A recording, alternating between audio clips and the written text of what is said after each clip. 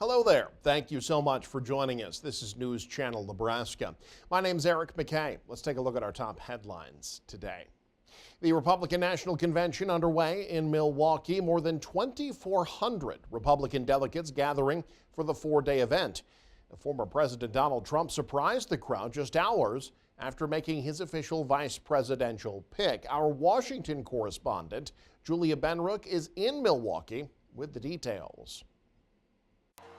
Former President Donald Trump appearing at the Republican National Convention. His first public appearance since surviving an assassination attempt at his Pennsylvania rally. Sitting next to him, his vice presidential pick, Ohio Senator J.D. Vance, who said he got the official offer today. He just said, look, I think we've got to go save this country. I think you're the guy who can help me in the best way. You can help me govern. A number of high-profile speakers took the stage Monday night, including several who were once floated as potential VP picks, including South Carolina Senator Tim Scott. Are you ready for 4 more years of Donald Trump? Oh, me too. Virginia Governor Glenn Youngkin. This is the moment. This is our moment to make America the land of opportunity again. And South Dakota Governor Kristi Noem. Even in the most perilous moment this week, his instinct was to stand and to fight. Trump is scheduled to speak Thursday night, but says he's reworking his planned speech after Saturday's deadly shooting, telling the Washington Examiner, quote, "This is a chance to bring the whole country, even the whole world, together. The speech will be a lot different than it would have been 2 days ago." Reporting in Milwaukee, I'm Julia Benbrook. Do you ever wonder why politicians sometimes lie and deny? Well, if so, you're not alone. And a new study with a Nebraska tie-in provides some answers. Joe Jordan has that report. Politics and scandals, the two go hand in hand. Most recently here in Nebraska, State Senator Julie Slama and others accused Charles Herbster, who was running for governor at the time, of sexual assault. Herbster denied the charges. He also went on to lose his bid to be governor. Now a new study with a Nebraska connection is taking a closer look at scandals. Specifically, why do politicians lie and deny when caught looking the wrong way? You've been working on a study that has to do with politicians denying their misdeeds, their scandals, in effect because we, the voters, basically want them to deny it. That was sort of the pessimistic prediction we actually had going into the study. The way in which the news is not as bad as we thought it would be is that what people are doing is allowing politicians to get away with denials of wrongdoing that they wouldn't normally tolerate, either from people in their everyday lives and certainly not from politicians from the other party. Pierce Ekstrom, a political science professor at the University of Nebraska-Lincoln, was one of 5 co-authors of this 18-page report. What prompted you to do this study? We were worried, based on some of the research that had been done in other areas, that voters might be actively incentivizing politicians to deny wrongdoing and escape accountability for their actions. Everyday life is different from politics in many ways, right? But one important difference that we were interested in was that in everyday life, if I do something that negatively affects you, the polite thing for me to do is to apologize. But in politics, right, it's not just you and me. Each of us have teams behind us. If I apologize, I might risk making that team look bad and also maybe potentially sacrificing some of what we are sort of competing for in the political arena. We were worried that people would actively punish politicians for apologizing, and that would incentivize them to really stick by their guns and never insist consistently that they did nothing wrong. And we were pleasantly surprised, actually, to see that voters did not, well, the participants in our experiments did not punish politicians for apologizing, but they did, when they were from the same party of the politician, consistently tolerate more defensive denials of wrongdoing. The study kept away from any real-world examples of scandals, such as those involving former President Donald Trump or President Biden's family. Instead, the study created hypothetical situations, but even those hypotheticals made some things crystal clear. Voters are okay when politicians make a mistake and apologize. But they're also okay if that person is in their own party, maybe a party leader. They're not necessarily looking for an apology. They're willing to kind of let it go. Do I have that right? That's exactly right. When the politician was from the same party, people tended to evaluate the politician more favorably and express more support for them. There is still a lot of room for politicians to get away with explanations for their behavior that we wouldn't normally accept.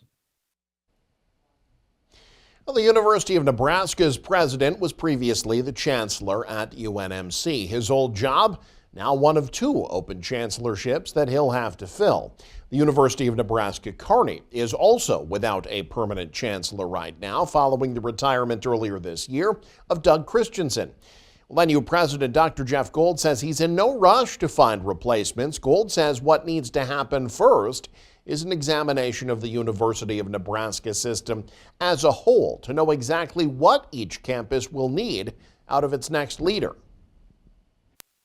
The question really is that model, the way it was put together back in 1968, the model that is going to be most successful for us in 2028 and thereafter. And I just pulled that number out of thin air just to give us a couple of years of runway.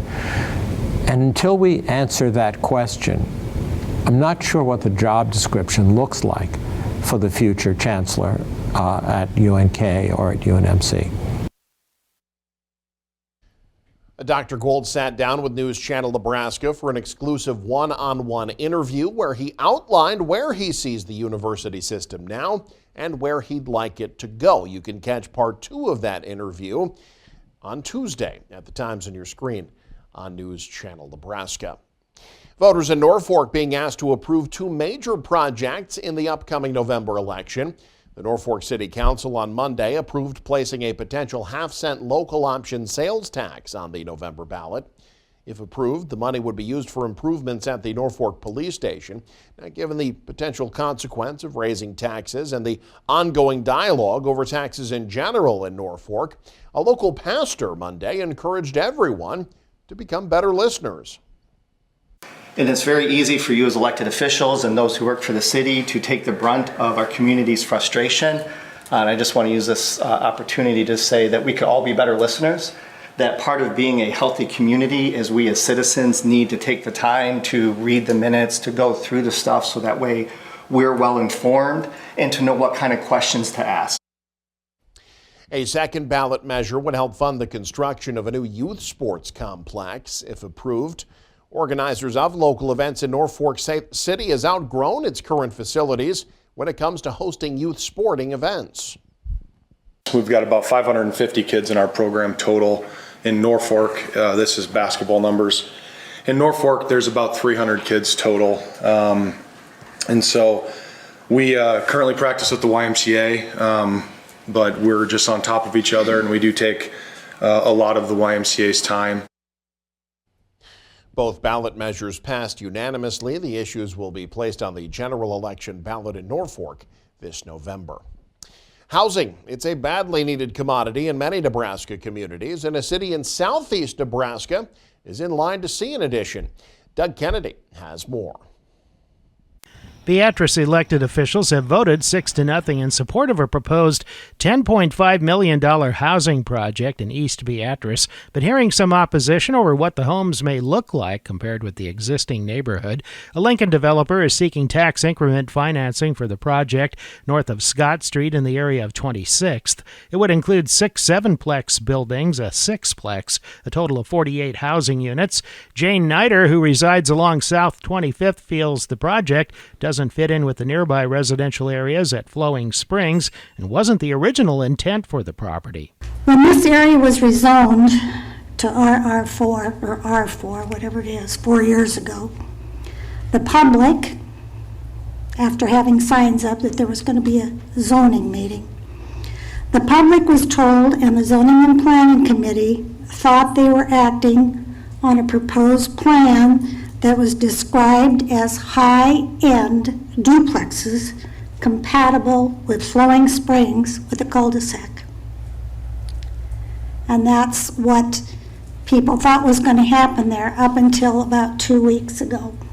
Councilman Gary Barnard is wary of forcing the developer to make changes, such as buffer zones or additional setbacks, saying the developer could just say goodbye. They're hard to come by to get anybody to develop in Beatrice, so I'm understand what the neighbors think, and as in any other development, when Louis built Flowing Springs, where I'm going to be moving, people took him at his word and he made it nice. So it makes it hard for me to want to ask them to do that. We didn't ask anybody else to go above and beyond. Councilman Rich Kerr said with a stagnant Beatrice population stretching over several years, a long-standing need repeatedly identified in the city is the need for more housing. From Beatrice, Doug Kennedy, News Channel, Nebraska. And you can stay up to date with the very latest by following us online. Head to newschannelnebraska.com and click on the News tab there. You can also follow us on X, like us on Facebook and Instagram as well. Thanks for joining us. Have a great day. You're watching News Channel Nebraska.